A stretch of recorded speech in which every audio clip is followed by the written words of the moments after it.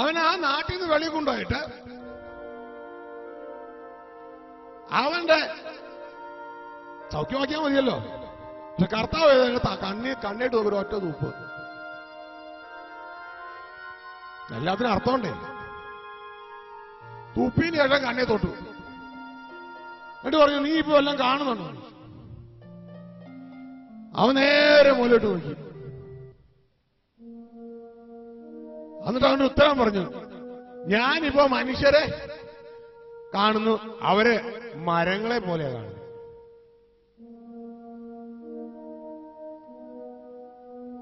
തുടർന്ന് കർത്താവ് അവന്റെ കണ്ണി തൊട്ടു. അവന് പൂർണ്ണമായ സൗഖ്യം നമ്മുടെ ഭാഷയിൽ വന്നു. ചിലപ്പോ ചിലർ പ്രസംഗിക്കുമ്പോ കർത്താവ് പോലും 2 പ്രാവശ്യം തൊട്ടിട്ടാ സൗഖ്യമാക്കിയെന്ന് പറയും. ഇത് അതിനു വേണ്ടിയല്ല, കർത്താവിന് 1 പ്രാവശ്യം തൊട്ടാൽ മതി. ചില മർമ്മങ്ങളെ വെളിപ്പെടുത്തുവാനാണ് കർത്താവ് അങ്ങനെ ചെയ്യുവാനായിട്ട് ഇടയായത്. മാർക്കോസിന്റെ സുവിശേഷം 8-ാം അധ്യായം 22 മുതൽ വാക്യങ്ങൾ മൈക്കിലൂടെ വായിച്ചാട്ടെ. അവർ ബേത്സയിദയിൽ എത്തിയപ്പോൾ ഒരു കുരുടനെ അവന്റെ അടുക്കൽ കൊണ്ടുവന്നു അവനെ തൊടണമെന്ന് അപേക്ഷിച്ചു. അവൻ കുരുടന്റെ കൈക്ക് പിടിച്ച് അവനെ ഊരിന് പുറത്ത് കൊണ്ടുപോയി. ശ്രദ്ധിച്ചേ, അവൻ കുരുടന്റെ കൈക്ക് പിടിച്ച് അവനെ ഊരിന് ആ നാട്ടിന്റെ വെളി കൊണ്ടുപോയിന്ന്. ഇത് ആത്മലോകവുമായി ബന്ധപ്പെട്ട കാര്യങ്ങളാണ്. അവന്റെ കൈക്ക് പിടിച്ച് ആ നാടിന്റെ വെളിയിൽ, ആ ഗ്രാമത്തിന്റെ വെളിയിൽ കൊണ്ടുപോയി. പ്രാർത്ഥന ആത്മലോകവും സന്ദേശം കേട്ടവർ എത്ര പേരുണ്ട് ഈ കൂട്ടത്തില്? അതും ആത്മലോകത്തെ കുറിച്ച് പറയുന്ന കാര്യമാണ്.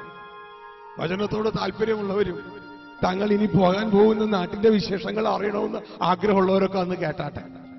അല്ല, ഇവിടത്തെ മാത്രം മതിയെങ്കിൽ കേൾക്കണ്ട. ആമേൻ, ഹല്ലേലൂയ. സെമിത്തേരിയിൽ അവസാനിക്കാൻ പോവുകയാണ്. അതിനു മുമ്പ് ചിലതൊക്കെ ചെല്ലാൻ പോകുന്ന നാട്ടിലെ കാര്യങ്ങൾ മനസ്സിലാകുക. നിങ്ങളുടെ പലരുടെയും മുഖം മാടുന്നുണ്ട്, അയ്യോ ഞാൻ അവിടെയാണോ അവസാനിക്കാൻ പോകുന്നത്? എന്താ സംശയം? അപ്പനോട് പോയി, അപ്പച്ചന്റെ അപ്പച്ചനോട് പോയി, അതിന് മുമ്പുള്ളവരോട് പോയി. കുഞ്ഞെ, നിന്റെ മുഖം കുനിച്ചിട്ട് തല കുനിച്ചിരുന്നിട്ടും കാര്യമില്ല. അങ്ങോട്ടാ പോകാൻ പോകുന്നേ. ജീവിത അന്ത്യമോർത്താൽ പാപത്തിൽ നിന്ന് വേർപെട്ടിരിക്കുവാൻ കഴിയും. ആമേൻ, ഹല്ലേലൂയ. ഏത് നിമിഷവും വരാം, ഏത് നിമിഷവും വരാം. ഒരു നാള് ബാംഗ്ലൂരിൽ നിന്ന് കുറച്ച് ആളുകള് വളരെ സ്വപ്നങ്ങളൊക്കെ ആയിട്ട്, വളരെ സ്വപ്നങ്ങളാ. ഞാൻ ഞങ്ങൾ അത് ചെയ്യാൻ പോകും, ഞങ്ങൾ ഇത് ചെയ്യാൻ പോവുകയാണ്, ഞാൻ അവിടെ ചെന്ന് കഴിഞ്ഞാൽ എന്നെ അങ്ങനെ പറഞ്ഞ അനിയനെ കെട്ട് 2 കൊടുക്കും, അവിടെ ചെന്ന് കഴിഞ്ഞാൽ എന്റെ കുറി വട്ടമെത്തിക്കും, അവിടെ ചെന്ന് കഴിഞ്ഞാൽ എന്റെ പെങ്ങളുടെ വിവാഹം നടത്തും, അങ്ങനെ എങ്ങനെ എല്ലാം പറഞ്ഞ് കുറെ പേര് ട്രെയിനിൽ കയറി.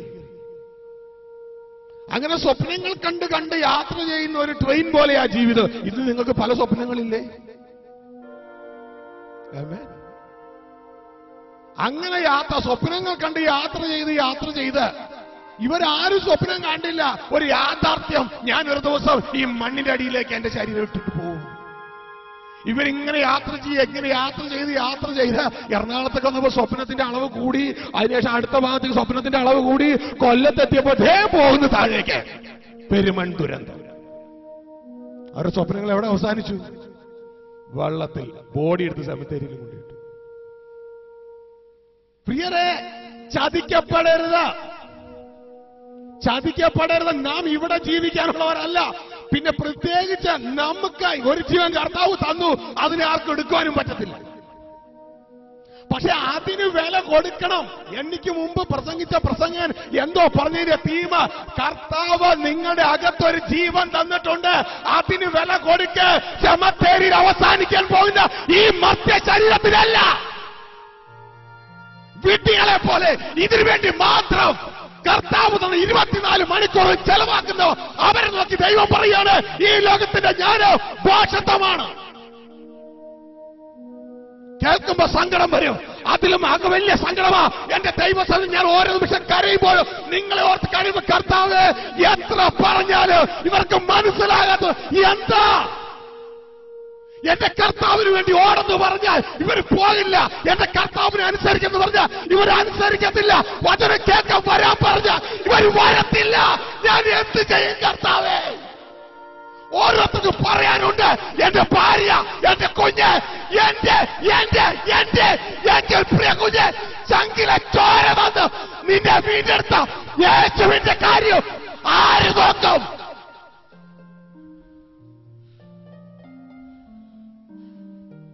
എന്റെ എന്ന് പറഞ്ഞ മറ്റ് മറുശരീരങ്ങൾ കുറച്ചു ദിവസമുള്ളിൽ സെമത്തേരിയിൽ വീഴും.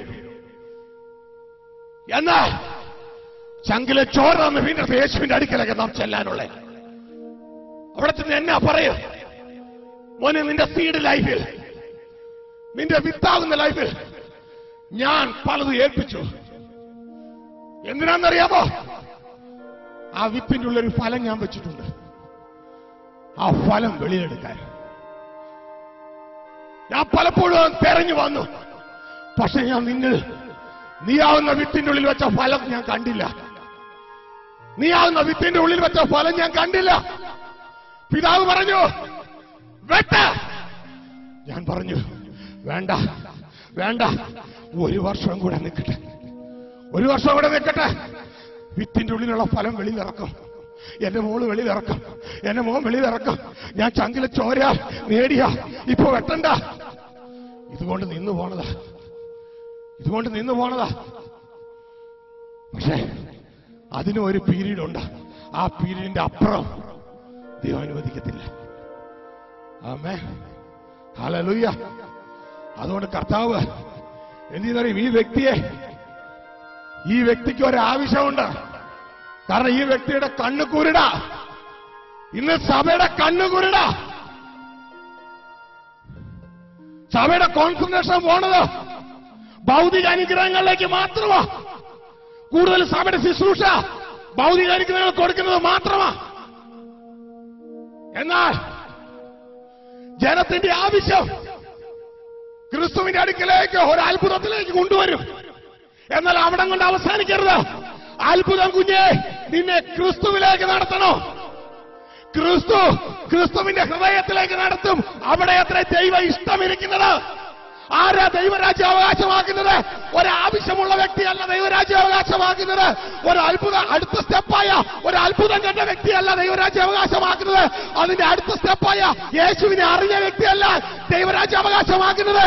പകരം യേശുവിന്റെ ഹൃദയത്തിലുള്ള ദൈവ ഇഷ്ടം അത് ആര് ചെയ്യുന്നുവോ അവരത്രേ ദൈവരാജ്യം അവകാശമാക്കുന്നത്. പ്രിയരെ, ഉൽപ്പത്തി മുതൽ വരെ ഈ വചനം നിങ്ങൾ വായിച്ചു നോക്ക്. ഇതിനെവിടെയെങ്കിലും അല്ല എന്ന് എഴുതിയിട്ടുണ്ടെങ്കിൽ എനിക്കൊന്ന് കാണിച്ചതാ. കർത്താവേ കർത്താവേ എന്ന് എന്നെ വിളിക്കുന്ന ഏവനും അല്ല എന്ന് പറഞ്ഞ അപ്പസ്തോലന്മാരല്ല, അവർക്ക് പുറകെ വന്നവരല്ല, ഷാജി ബ്രദറുമല്ല, സാക്ഷാൽ യേശു ക്രിസ്തു അത്രേ. ആമേൻ. പകരം സ്വർഗസ്ഥനായ എന്റെ പിതാവിന്റെ ഇഷ്ടം ആരെ ചെയ്യുന്നുവോ അവരത്രേ സ്വർഗരാജ്യം അവകാശമാക്കുന്നത്. ആമേൻ. അതുകൊണ്ട് കർത്താവ് എന്താ ചെയ്തേ? ഈ വിഷനില്ലാത്ത കാഴ്ചയില്ലാത്ത വ്യക്തിയെ ഊരിന് വെളിയിൽ കൊണ്ടുവന്നു. എന്നിട്ട് ഇവന് കാഴ്ച കൊടുക്കണമെങ്കിൽ കൈ തലോടിയാണെന്ന് ഇവന് കാഴ്ച വരത്തില്ല. കർത്താവ് ആദ്യം അവന്റെ കണ്ണി തുപ്പി, പിന്നെ അവന്റെ കണ്ണി തൊട്ടു. ആ ഭാഗം ഒന്ന് വായിച്ച സഹോദരി. കർത്താവ് എന്ത് ചെയ്തു? കർത്താവ് അവന്റെ കണ്ണിൽ തുപ്പി അവന്റെ മേൽ കൈവച്ചു. നീ വല്ലതും കാണുന്നുണ്ടോ എന്ന് ചോദിച്ചു. ഇത് കർത്താവ് ചോദിക്കണം. ആദ്യം ചോദിച്ചില്ലെങ്കിലുണ്ടല്ലോ ഇവന്റെ കുരുട് മാറത്തില്ല. കർത്താവ് ആദ്യം ഇവനെ മാറ്റണം എന്നറിയാമോ? ഇവന്റെ വിഷം മാറ്റുക. വിഷൻ എന്ന് വെച്ചാൽ കാഴ്ചപ്പാട്, പർപ്പസ് അറിയുന്നതിനാണ് വിഷൻ എന്ന് പറയുന്നത്. ഉദ്ദേശം അറിയുന്നതിനെ വിഷൻ എന്ന് പറയുന്നത്. ഇവന്റെ വിഷം മാറ്റുകയാ, ഇവന്റെ ദർശനം മാറ്റുകയാ. എന്തോ അവിടെ അവൻ കണ്ടേ? അവൻ അവിടെ നോക്കുകയാണ്. അവൻ എന്ത് കണ്ടു സിസ്റ്ററെ? അവൻ എങ്ങോട്ട് നോക്കി? ഇത്രയും നാളും അവൻ ഇങ്ങനെ നടന്നവൻ, എന്നിട്ട് ഇങ്ങനെ നടന്നിട്ട് ഒന്നും കണ്ടില്ല. നമ്മുടെ ഈ കണ്ണ് തുറന്നിരുന്ന് നമ്മൾ നടക്കുന്നുണ്ട്. പക്ഷെ എന്നിട്ട് എന്ത് കാണുന്നില്ല? ഒന്നും കാണുന്നില്ല. പക്ഷെ ഇപ്പൊ കർത്താവ് തൊട്ടപ്പോ പുള്ളി എങ്ങോട്ട് നോക്കിയേ? നേരെയാണ് നോക്കിയേ, ഭൂമിയിലേക്കാണ് നോക്കിയേ. എങ്ങോട്ട് നോക്കി? അപ്പൊ മോളിലോട്ട് നോക്കി. മനസ്സിലായോ? അപ്പൊ ചിലപ്പോ കുഞ്ഞെ നിന്നെ കർത്താവ് ഒന്ന് തുപ്പുന്നത്, അതിന്റെ അർത്ഥം അപമാനത്തിന്റെ കഷ്ടതയുടെ അവസ്ഥയിലൂടെ നീ ചിലപ്പോ പോകുന്നത് എന്തിനു വേണ്ടിയാണെന്നറിയാമോ? ഇത്രയും നാളും താഴേക്ക് മാത്രം നീ നോക്കിയ നീയെ, ഇത്രയും നാളും ഭൂമിയിലെ കാര്യങ്ങൾ മാത്രം അന്വേഷിച്ച നീയെ ഒന്ന് മോളിലോട്ട് നോക്കണം, ഒന്ന് മോളിലോട്ട് നോക്കണം. അപ്പോ നീ ഒന്ന് കാണും. എന്നാന്നറിയാമോ? നിന്റെ ലൈഫ് ഒരു സീഡ് ലൈഫാണ്, ഒരു വിത്തിന്റെ ജീവിതമാണ് നിന്റെ ജീവിതമെന്ന് നീ കാണും. വിത്തിന്റെ ജീവിതം. എന്താ വിത്തിന്റെ ജീവിതം? വിത്തിന്റെ ഉള്ളിൽ ഒരു മരമുണ്ട്. തുടർന്ന് വിത്തിന്റെ ഉള്ളിൽ ഒരു കാടുണ്ട്. മുകളിലോട്ട് നോക്കിയപ്പോൾ ഇങ്ങനെ ഒന്ന് കണ്ടു, മനുഷ്യർ മരങ്ങളെ പോലെ നടക്കുന്നു. വായിച്ചാട്ടെ. ഞാൻ മനുഷ്യരെ കാണുന്നു, ഞാൻ മനുഷ്യരെ കാണുന്നു, അവർ നടക്കുന്നത് മരങ്ങൾ പോലെ അത്രേ. അവർ നടക്കുന്നത് മരങ്ങൾ പോലെ അത്രേ. അപ്പോ കർത്താവ് ഇവനെ തുപ്പി ഒന്ന് തൊട്ടതോടുകൂടെ ഇവൻ എങ്ങോട്ട് നോക്കേണ്ടി വന്നു? മോളിലോട്ട് നോക്കി. മോളിലോട്ട് നോക്കിയതോടെ ഇവന്റെ വിഷം മാറി. ഇതുവരെ കുരുടനായിരുന്ന ഇവന്റെ വിഷം മാറി, ദർശനം മാറി. കർത്താവ് ഇവനെ ഒന്ന് പഠിപ്പിച്ചു, മോനെ നീ ഭൂമിയിൽ ജീവിക്കേണ്ടത് ഇതുപോലെയല്ല, ഇതുപോലെയല്ല. നിന്റെ ലൈഫ് ഒരു സീഡ് ലൈഫാ. നീ ഒരു വൃക്ഷത്തിന് തുല്യമാണ്, വൃക്ഷത്തിന് തുല്യം.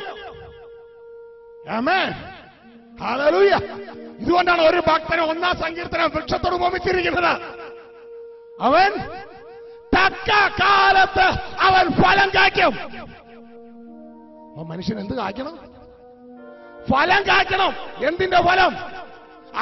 അവനാവുന്ന വിത്തിന്റെ ഉള്ളിൽ ആ ഉടയവൻ വെച്ചിട്ടുള്ള ഒരു ഫലമുണ്ട്. അത് ഈ ജീവിതകാലത്ത് കായ്ക്കണം. മനസ്സിലാവുന്നു? മനസ്സിലാവുന്നു? ആമേൻ. ഈ വിഷൻ ആദ്യം തന്നെ കർത്താവ് കൊടുക്കുകയാണ്.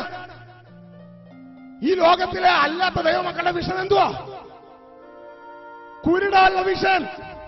കർത്താവിനെ സ്നേഹിക്കണം എന്തിനാ? എന്റെ ജോലി കിട്ടാൻ. കർത്താവിനെ സ്നേഹിക്കണം എന്തിനാ? എനിക്ക് പ്രമോഷൻ കിട്ടാൻ. കർത്താവിനെ സ്നേഹിക്കണം എന്തിനാ? എന്നെ കടം മാറാൻ. കർത്താവിനെ സ്നേഹിക്കണം എന്തിനാ? എന്നെ രോഗം മാറാൻ. കുരുടത്തമുള്ള വിഷൻ. കർത്താവ് പറയാ, ഇതെല്ലാം ഞാൻ ചെയ്യും, പക്ഷേ എനിക്കൊന്ന് വേണം. ഞാൻ നിന്റെ അകത്ത് ചിലത് നിക്ഷേപിച്ചിട്ടുണ്ട്, അത് നീ വെളിയിലിറക്കണം. തക്ക കാലത്ത് നീ ഫലം കായ്ക്കണോ? ഈ മനുഷ്യൻ ഈ ഭൂമിയിലായിരിക്കുന്നത്, അവൻ ഈ ഭൂമിയിൽ നടക്കേണ്ടത് വൃക്ഷത്തെ പോലെ അത്രേ. Hallelujah, hallelujah. നമ്മുടെ ഡെസ്റ്റിനിയോട് നമ്മൾ അടുത്തുകൊണ്ടിരിക്കുകയാണ്. ഒരു പ്ലെയിനിന്റെ ഉള്ളിൽ ഇരിക്കുമ്പോ ആ പ്ലെയിൻ താഴേക്ക് ഇറങ്ങാറാകുമ്പോ അവർ വിളിച്ചു പറയും, ഏതാനും നിമിഷങ്ങൾക്കുള്ളിൽ നമ്മൾ ഇറങ്ങേണ്ടുന്ന എയർപോർട്ടിലേക്ക് ലാൻഡ് ചെയ്യാൻ പോവുകയാണ്. പ്രിയരെ, ഇതാണ് നിങ്ങളോടും എന്നോടും ദൈവത്തിന്റെ ആത്മാവിന് പറയാനുള്ളത്. ഏതാനും നിമിഷങ്ങൾക്കുള്ളിൽ, സമയങ്ങൾക്കുള്ളിൽ, ദിവസങ്ങൾക്കുള്ളിൽ. തൊട്ട് മുമ്പ് പ്രസംഗിച്ച ദേവദാസൻ പറഞ്ഞല്ലോ, ഷിബുവിന്റെ ജീവിതം അദ്ദേഹത്തിന് അറിഞ്ഞുകൂടായിരുന്നു. ഏതാനും ദിവസങ്ങൾക്കുള്ളിൽ, നിമിഷങ്ങൾക്കുള്ളിൽ താൻ ലാൻഡ് ചെയ്യുകയാണെന്നുള്ള വിവരം നമുക്കും അറിഞ്ഞുകൂടാ. ഏതാനും നിമിഷങ്ങൾക്കുള്ളിൽ, ദിവസങ്ങൾക്കുള്ളിൽ നമ്മൾ ലാൻഡ് ചെയ്യാൻ പോവുകയാണ്. ആമേൻ, ആമേൻ, ഹല്ലേലൂയ. അനുഗ്രഹിക്കപ്പെട്ട ആ പൈതല് തന്റേതായ മരണത്തിന് മുമ്പ് എന്നോട് പറഞ്ഞു, തന്റെ വൈഫിനെ ഇവിടെ കൊണ്ടുവരണം. ആ ദിവസം ഞങ്ങൾ ഒരുമിച്ച്, എന്നോട് ചേർന്ന് ഒരാളും കൂടി ഉണ്ടായിരുന്നു ഇവിടുത്തെ, പ്രൈസ് ഗോഡ്, ജെയിൻ ബ്രദർ. ഞങ്ങൾ ഒരുമിച്ച്, എന്റെ ഒരു കൈയുടെ സൈഡിൽ ജെയിൻ ബ്രദറും മറു കയ്യിൽ ഷിബു ബ്രദറും ഒരുമിച്ച് മൂന്ന് സെമിത്തേരി കാൻഡിഡേറ്റ്സ്, 3 സെമിത്തേരി കാൻഡിഡേറ്റ്സ് ഒരുമിച്ച് പ്രാർത്ഥിച്ച് മുന്നോട്ടേക്ക് പോയി. ഒരാളുടെ ഡെസ്റ്റിനി തൊട്ടടുത്തായിരുന്നു. കുഞ്ഞെ, നിന്റെ ഡെസ്റ്റിനി എവിടെയാ? അനുഗ്രഹിക്കപ്പെട്ട ആ പൈതൽ അനേക സ്വപ്നങ്ങളുണ്ടായിരുന്നു. ആ സ്വപ്നങ്ങൾക്ക് വേണ്ടി ഞങ്ങൾ പ്രാർത്ഥിച്ച്. ഇന്ന് നിങ്ങൾക്ക് വളരെ സ്വപ്നങ്ങളുണ്ടാകും.